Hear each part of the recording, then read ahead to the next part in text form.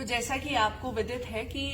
जनपद संभल की पुलिस द्वारा निरंतर रूप से जो अंतर्राज्यीय बीमा गिरोह है उनके सदस्यों के विरुद्ध कार्रवाई की जा रही है, जिसके क्रम में हम 18 लोगों को पहले ही गिरफ्तार करके जेल भेज चुके हैं। आज एक अन्य व्यक्ति जिनका नाम है विनोद पुत्र पंचम, इनको गिरफ्तार किया गया है और हमें पूरी जो हम लोगों ने इसमें विवेचना की, इसमें ये जानकारी प्राप्त हुई कि जो विनोद व्यक्ति हैं इनके द्वारा एक अलग तरीके से बीमा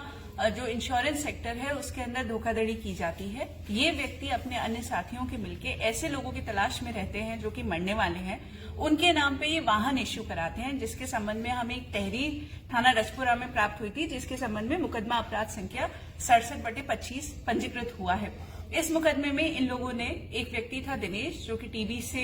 पीड़ित था और उसकी शीघ्र मृत्यु होने वाली थी, उस व्यक्ति के नाम पे इन्होंने एक ट्रैक्टर निकाला, एक बाइक निकाली, एक बहुत ही न्यूनतम जो डाउन पेमेंट है वो किया और उसके अलावा बकाया राशि का इन लोगों ने लोन करा लिया। दिनेश की मृत्यु के बाद वो लोन माफी हो जाती है क्योंकि वो लोन इंश्योर्ड था और उस ट्रैक्टर को इनके द्वारा अन्य व्यक्तियों को पूरी रकम लेके नगद में बेच दिया गया। तो ये इस तरीके से दो जगह पे घोटाला करते हैं। एक तो जो इंश्योरेंस कंपनी है उसको नुकसान पहुंचाते हैं और दूसरा जो इनका फ्री का ट्रैक्टर हो जाता है उसको फर्जी तरीके से किसी और को बेच के पूरा पैसा जो है हड़प लेते हैं। इसमें जो उसकी नॉमिनी थी दिनेश की, वो थी नीतू, उसकी पत्नी, उसको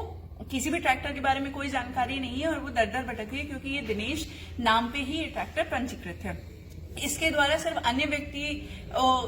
व्यक्तियों को ही शिकार नहीं बनाया गया। इसका इनके जो खुद के पिताजी थे पंचम सिंह, वो भी जब मरणासन स्थिति में थे उनके नाम पे भी 3 व्हीकल्स निकाले गए, जिसमें एक बाइक शामिल थी, एक स्कूटी, एक ट्रैक्टर। उसमें भी उन्होंने सेम तरीका अपनाया। इन्होंने उसका मिनिमम डाउन पेमेंट किया, बाकी लोन कराया और लोन को फिर इंश्योर्ड था तो उनकी मृत्यु के बाद वो लोन माफ हो जाता है। परंतु जो इस पूरे केस के अंदर सबसे महत्वपूर्ण बात जो प्रकाश में आई है वो ये आई है कि कैसे इस व्यक्ति द्वारा अपने स्वयं के पिता पंचम सिंह की आधार के ओरिजिनल डेटाबेस में 20 वर्ष से अधिक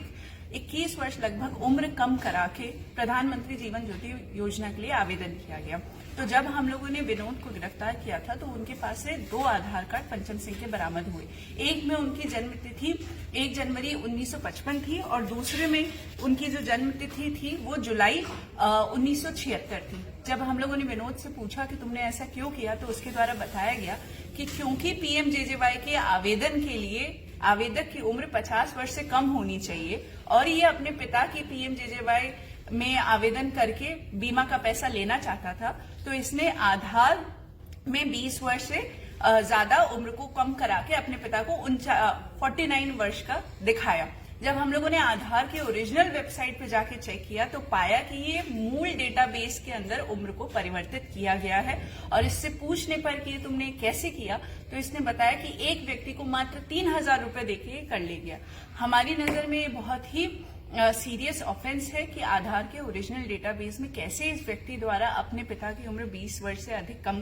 करा दी गई और पीएमजेजेवाई का लाभ लेने के लिए, जिसके लिए हम सभी लोग प्रयासरत हैं और UIADAI से भी संपर्क करके इस पे अग्रिम विवेचना की जाएगी। आज विनोद पुत्र पंचम को मुकदमा अपराध संख्या 67/25 में अंतर्गत धारा 318(4), 316(2), 338, 336(3), 340(2), 352, 351(3) BNS व धारा 35 और